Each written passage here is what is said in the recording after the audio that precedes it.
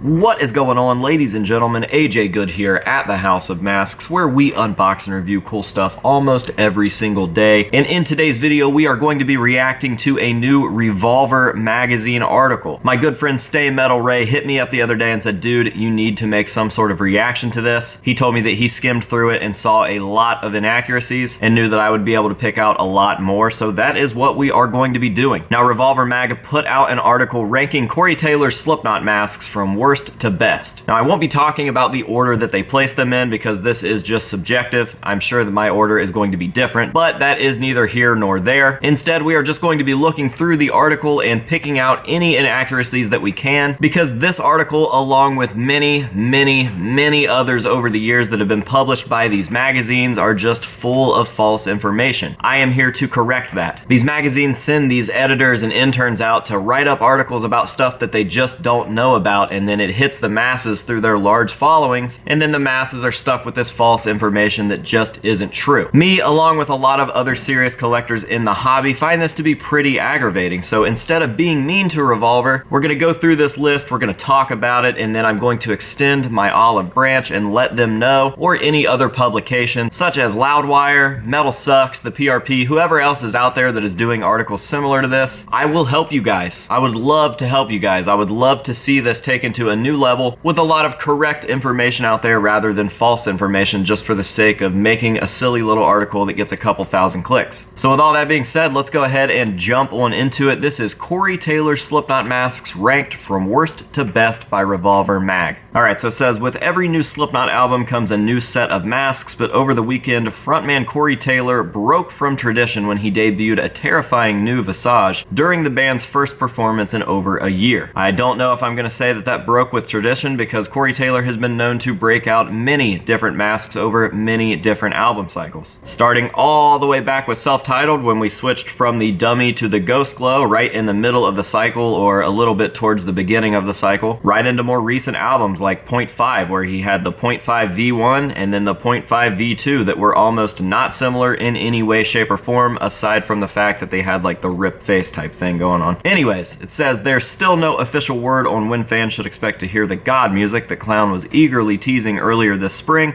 but a new mask usually signals something's on the way. Nope. No, it doesn't.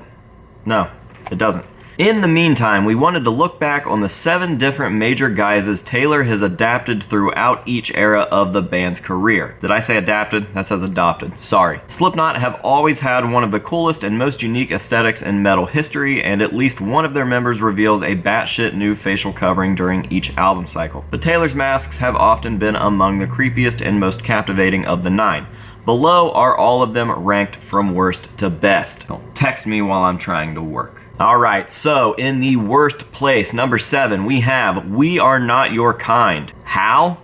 I don't know. Alright, so 7th place. Sadly, the mask that Taylor first rocked in support of Slipknot's latest album, 2019's We Are Not Your Kind, pales in comparison to all the others on this list, with bloated cheeks and squinty eyes. Are they really squinty though? Because they are just as big as any other eyes that he's ever had on any mask. And a translucent green color that resembles a beached sunfish. Are we going with green on that? I'm colorblind and I still don't think that that's correct. The piece looked like it was bought in the Halloween section of a pharmacy.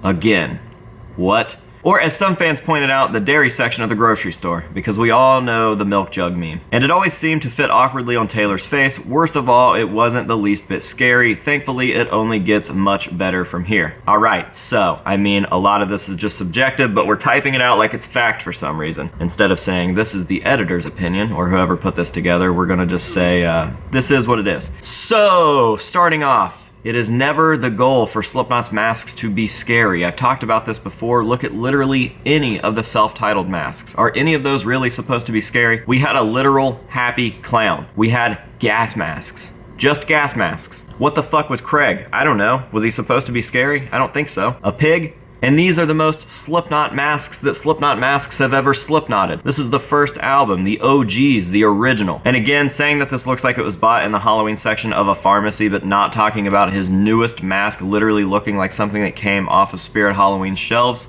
But But my biggest problem with this is that they are only acknowledging the premiere mask, not the changes that were made to the mask throughout that cycle, because this became one of Corey's coolest masks, and the concept itself is fucking awesome. Ever-changing face paint underneath of a translucent mask is just super fucking rad. I think that a lot of core Slipknot fans, not just casual fans or casual listeners, really dug the concept of this mask, and I am one of them, especially after they made the alterations to the mask, like the stitched cheeks. We got some really cool looks out of this, so I've got to disagree at putting it at number 7, but again, that's just subjective. I'm only here to correct the misinformation inside of there, and I hope that I'm doing well so far. That was only the first spot. Now we move on to number 6. All Hope Is Gone. Slipknot's 2008 album, All Hope Is Gone, marked a bold new era for the band as they attempted to follow up 3 show-stopping records as bona fide metal superstars. The visuals for this time period were spectacular, particularly Joey Jordison's iconic Crown of Thorns and Clown's Gimp mask. I gotta read that again because I can't believe that they just said that. The visuals for this time period were spectacular. It literally looked like the band was put together in Hot Topic. Like, Roadrunner was like, here's a bunch of Hot Topic gift cards, put together what you can for this new album. Spectacular?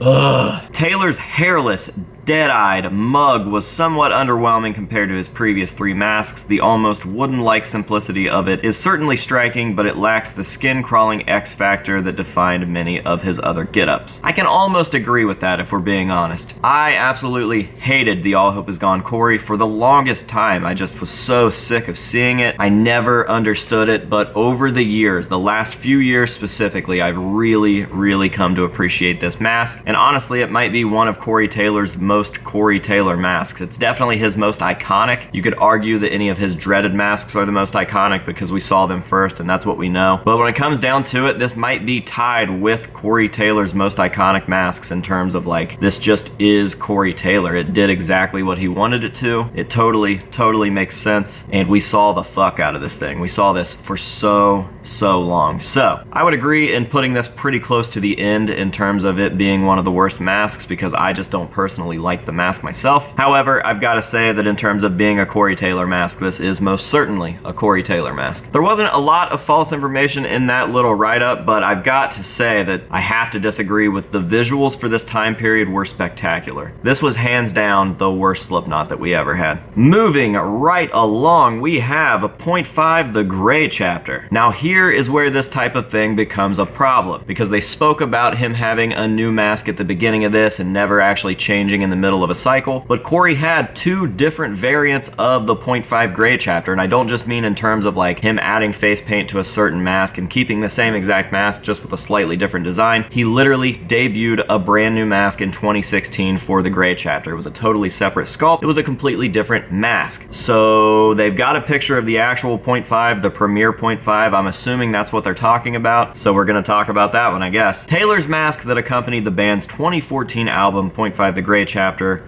were a satisfying course correction.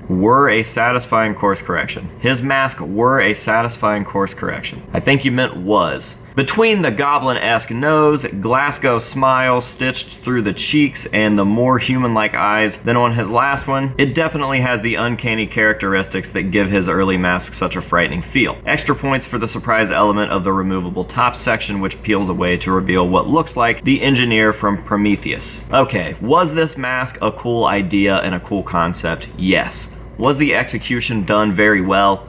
No, because what we ended up with was just a Jeffrey Hatrix mask with a Prometheus undermask. It wasn't done very well. You can tell that they were definitely straying away from the artists that had helped them so much along the lines, such as Rayless or Screaming Mad George. We got something totally out of the loop here, and again, this is where a lot, and I can't stress this enough, a lot of the missed opportunities started happening with Slipknot's masks. So number 5 is 0.5. I could probably agree with that, but again, I gotta stop myself here. This is not me redefining their list or trying to agree or disagree with their list. I'm just here to correct misinformation. So I guess the biggest piece of misinformation with this little write-up is the fact that they just totally ignored the fact that he did have a completely separate brand new mask that debuted in the middle of the Gray Chapter. So yeah, they just totally forgot to talk about that one, I guess. I don't know. Number 4, the new mask, or as normal people would call it, the We Are Not Your Kind V2 mask. For the first time in the band's history, Taylor unveiled a totally brand new mask without a new album announcement to go along with it. That is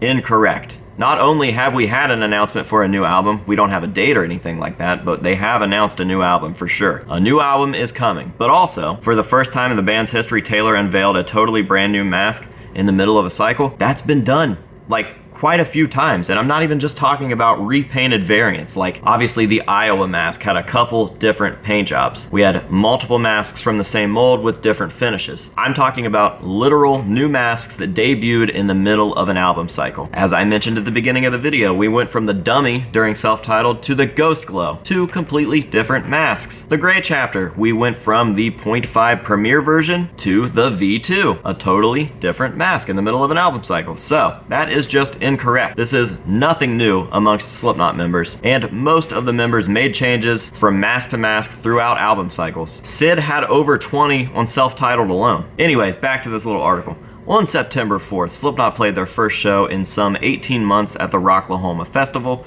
and Taylor was sporting a positively disturbing new mug that looks like a Tim Burton character come to life, or a Cenobite, or is it Dr. Decker from Nightbreed? Whatever your choice referencing point, it looks unlike any other mask in Taylor's repertoire, and at the same time, cleverly seems to nod them all. That is actually extremely accurate. I said the same shit when I first saw it, so we'll give him that one, but the first part of this little paragraph is just totally wrong. Number 3, Volume 3, the Subliminal Verses. What are the chances of 0.5 being number 5 and Volume 3 being number 3? Slipknot's 2004 album, Volume 3, the Subliminal Verses, saw the band take their sound in a more cinematic direction, and Taylor's look followed suit. His dead skin mask from that era looks like a decaying corpse, or perhaps the face of multiple corpses sewn together, the way that Leatherface did in the Texas Chainsaw Massacre. The diagonal mouth is a particularly gruesome detail that's shown through whenever Taylor's mouth was gaping open, and the ratty rainbow-colored hair added a whole level of freaky contrast. Nothing incorrect there. I guess there's not really much that you can get wrong about that one though, so. Number 2.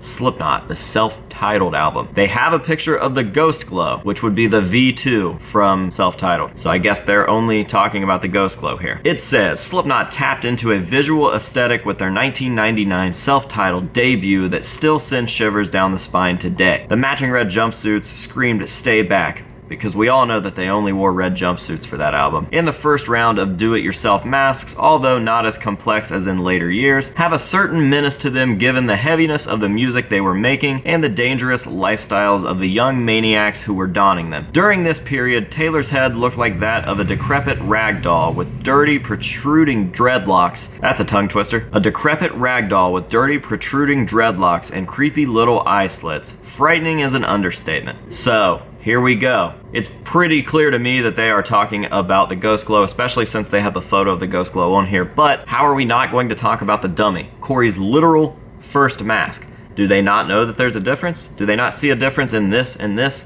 Clearly, there's a big difference there for anybody who actually takes a second to look at it. So, coming right back to the whole Corey not switching his mask until there's a new album out is like super fucking weird, because we've clearly seen him change his masks from mask to mask, completely different masks, starting all the way back with the self-titled album. Alright, and in first place we have Iowa. Now keep in mind how many different finishes the Iowa mask had. Taylor's mask from the band's destructive 2001 opus Iowa was merely an updated version of his OG getup, but his tweaks transformed him into goddamn nightmare fuel. The dreadlocks remained, but his scarred skin was painted over white, and both his eyes and mouth were smeared with a thick coat of black ink. One particular variant of the mask did look like that, yes. That is what we call the Pledge of Allegiance mask, because he debuted it during the Pledge of Allegiance tour. He looked like a demon who was on his way to commit a bank robbery. What the fuck are you even talking about? Or like a horrifying ghost who had come to collect souls and at any cost. It's not his most elaborate mask, and there's definitely a valid argument to be made that the 1999 version is scarier, but in our opinion, this is the coolest, most intense, and most haunting mask Taylor has ever worn.